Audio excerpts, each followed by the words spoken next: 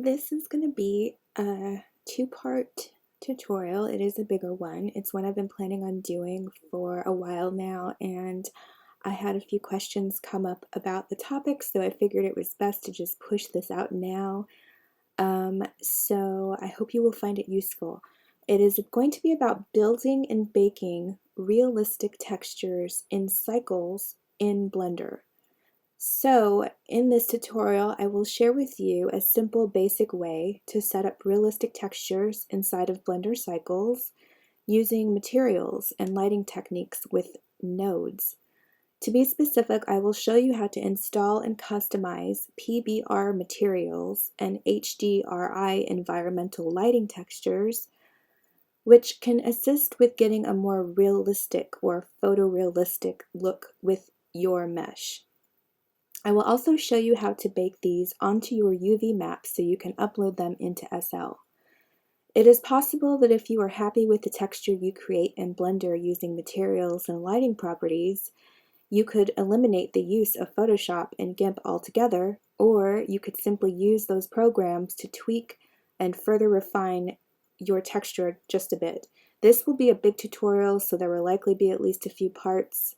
So hang in there, it's going to be a longer one, but I think that if you were like me and you are a creator and you have wondered how some people are able to have mesh items that look more realistic with the texturing, then maybe you'll find this useful. I know I struggled with it a lot myself at first, figuring this out. I'm still not perfect with it. I'm not an expert, like I always say. If you've never heard of PBR or HDRIs, or if you've never worked in cycles in Blender, this is going to be a lot of information that you might not be familiar with. If so, just take it slowly and ask questions if you need to. I'm here, and I don't understand it all thoroughly myself, but I just want to share with you what I've learned so far on a basic level. Because I'm not an expert, I won't be getting into these concepts in depth, like in technical depth. As I said, I've not perfected the process myself, but just wanted to share a simple way that I've learned that has actually enhanced the quality of my textures significantly, and the look of my mesh as a consequence for Second Life. I'm sure there are many ways you can do this. There are probably people who are doing it better than I am and are advanced and professional with this, but this is just what works for me. So I also wanted to note that I am planning on starting to post my tutorials in text on my website so that you have sort of a text blog article format to take in all of this information sort of as notes. I am going to also return to putting out cheat sheets. I just have to make them. I want to update my videos with those. I'm sure some of the links might be broken on the past videos, so I'm sorry about that. Just hang in there. I really plan on getting my content on my website together for each of these tutorials, so in case you don't want to have to revisit the videos. So just hang in there with me. I really appreciate your patience as I get all of this together. So let's get into it. We need to download a few resources before we even get into Blender. These are going to help us build our material and lighting situation in Blender. So I'm going to go over to my browser, and the first type of resource I'm going to download for free is called a PBR. I'm not going to get into the technical explanation of what a PBR is or what, I'm not into that. I'm just going to point you in the right direction so you can download these and plug them into Blender. But if you're curious to know, if you go to Google and type in what is a PBR, it's a physically based rendering, I guess, set of images, maps, properties, and basically it, in simple terms, I guess it just means that when you're working in Blender, you can set up some settings, properties in your material that will create the baking, the texturing, the lighting based on realistic physical properties in a more like believable way.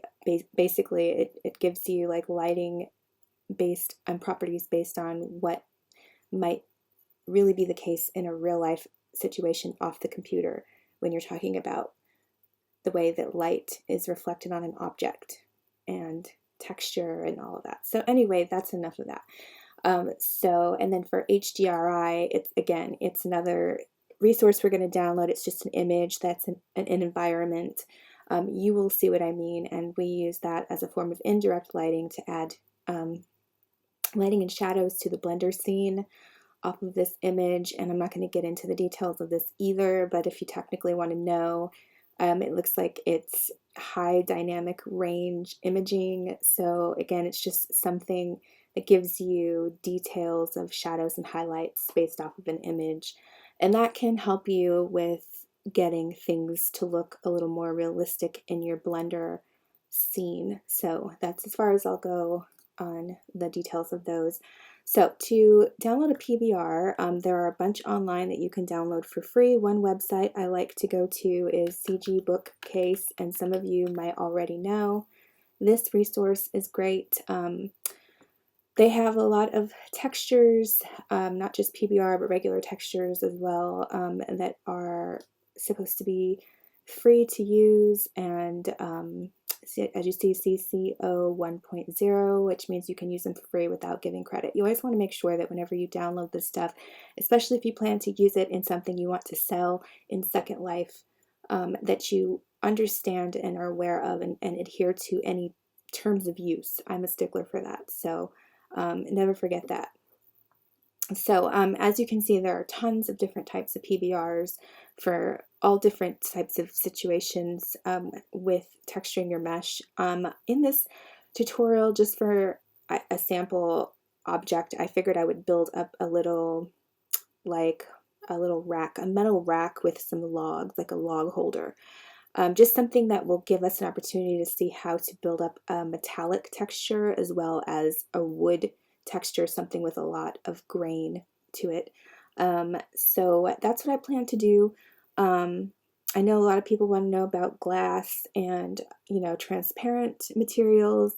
I can do that in another video. That one's a little more tricky, but it can be done. So I'll do that in a separate video, probably by itself, just a glass material. But for now, it's going to be metal and wood.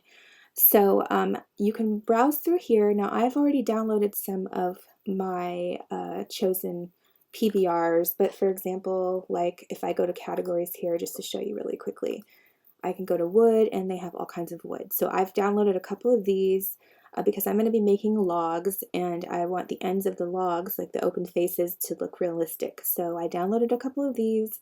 I also downloaded a wood bark texture, and I can't remember if I got it from this website or another one.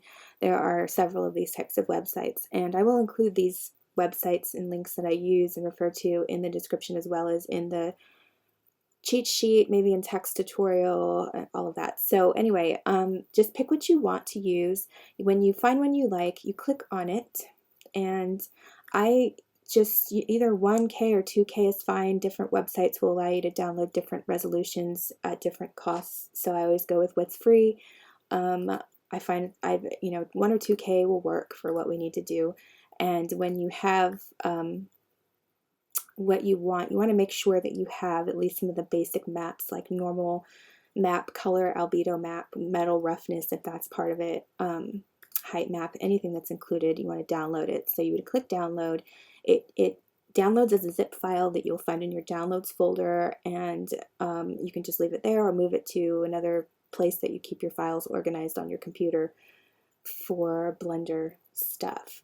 So I've already downloaded what I want from here. The next one we're going to go download is an HDRI. So one website for that is hdrihaven.com.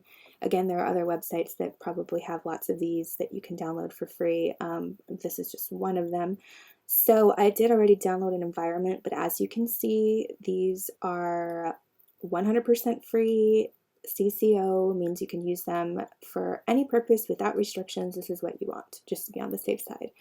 So if you want to just look through ones that they have, There are all kinds. The little spheres on the images will show you what kind of lighting, what the lighting will look like reflected onto the object in Blender. So I just kind of went through and chose one of these. I think I have one of the interior scenes, but really it's just based on the look that you want with the lighting and the shadows. And you know, lighting can be adjusted in Blender with lamps, so it's not like you're stuck to what you see with these, but these can just kind of help. I'm just introducing them to you. You might want to use them, you might not want to, and that's fine. You don't have to use HDRIs or indirect lighting for your scenes in Blender if you don't want to. So I've already got mine downloaded, but you can, when you find one you like say for this one for example, you just do the same thing as with the PBR. On the right side you choose, you don't need 4K, any of these will do. You just download whichever one is free or whichever one you want, and then download the package. Now I want to show you that once you have them downloaded, as you can see in my folder, I have mine already. I have, let's see, a bark texture, I have a rusty metal texture, and a couple of tree stump. These are the PBRs that I downloaded from the first website. That's for texturing my wood logs and the metal rack that will hold them. Now, the HDRI is called Country Club. It was an interior environmental texture image that I chose. That will download as this certain file here, and you just want to leave that alone. You don't want to open this or unpack it or anything. Just leave it alone, and you'll be installing it from Blender. Now, these zipped files, you do want to go ahead and open those and extract those, because we need the maps that are inside. And just to take a look here, if you're familiar with working with like diffuse and specular maps, this is the same thing. It's just that they give you these maps in the PBR package, so you can plug them into Blender, and this will help build up the material, or the, you know, material and texture that you're looking for. And this is what the bark will look like on the logs after we plug in all of these maps and properties in Blender. So I just want to quickly go over really quickly, and I'll go over this again later too in more details, but you should have in a PBR package whatever maps you need to build up this look. So if you click on the color, or this is like the diffuse map, it'll be called color or base color or albedo. Same thing. When you click on this, it'll give you an idea of what the texture looks like in full color. So that's just something to keep in mind. And then here's an AO map, which is ambient occlusion, which is like your light and dark shadowing part of that. So we'll have a node for that. And then they've got a height map included in this one, which I'll get into the details of what all these different maps mean later in this tutorial, so don't worry. And then they've got a normal map, which some of you might be familiar with using in Second Life materials when you're, have the advanced lighting model on in Second Life. Same thing here, normal map, which gives you like bumps and depth. And then you have the roughness map, and we'll plug that in as well. So I'll get into details about those later. I just want to show you what you should have here in your package. You definitely want to unpack these, the ones that you're going to be using. So I'll do the metal, the rusty metal. I'll unpack that, and as you can see, that has a set of, they've got metallic in here because it's going to be a metal texture. And then the tree stump, I'm going to unpack that, and then another tree stump, and then unpack that. So now everything's unpacked and ready to grab from Blender.